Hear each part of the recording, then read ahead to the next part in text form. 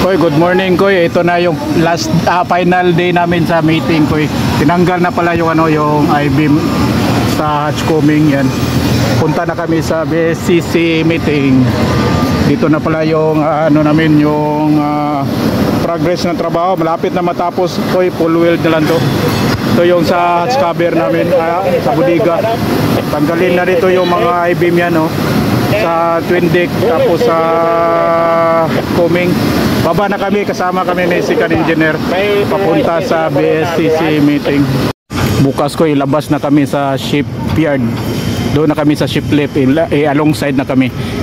Kasama pa rin namin dito si Sikan Engineer, tapos si chipmate. Ito yung si Pascat M5 yan Tapos si Petro Cara nagsa-sunblast na, malapit na din tumatapos. Bukas kami, alis na kami dito, birahin na kami ng buggy train papunta sa ship lift. Lagay kami sa palutangin na kami doon sa pair number 1. So yung propeller natin, nabalik na yung propeller natin. Tapos meron na palang rope guard yan Yan yung rope guard na yan, yun. Rope guard yan, rope guard.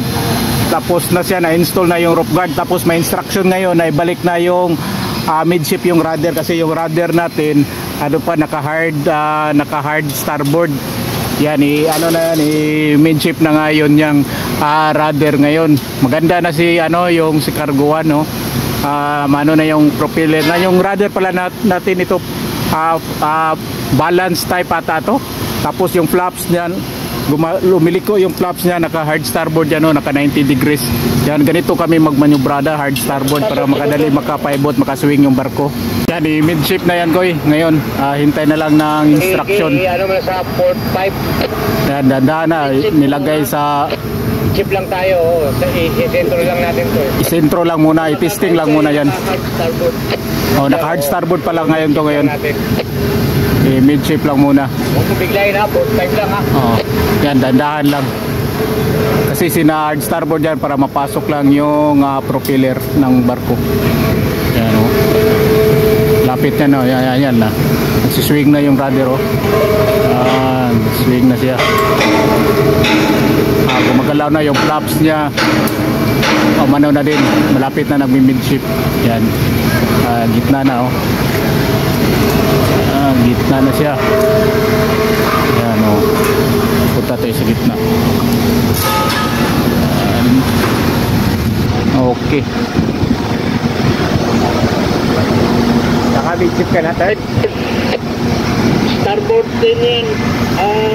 Yung sarado indicator dito sa wall, 12. Lagay mo sa midship. Yan, midship na siya. Yan, lagay na siya sa gitna. Yan, midship na. Pati yung flaps niya naka-straight na. Pero kung sa radar indicator dito sa wall, dos. May kulang pa sa pabor. Kulang pa kaunti sa pabol. Yan. Zero na dito. Okay na. Okay sobra na. Naman, sobra. Yan, midship na siya. Yan. Tama na. Ito na yung rudder namin ngayon. Rudder na MC1 na palabas na sa Batangas Shipyard. Lapit na ito babiyahe. Pero mag-angkurahe pa kami sandali sa Manila. Doon muna kami sa may gilid ng Pier 1 doon sa gilid ng ship lift. Yan, pwede na yan.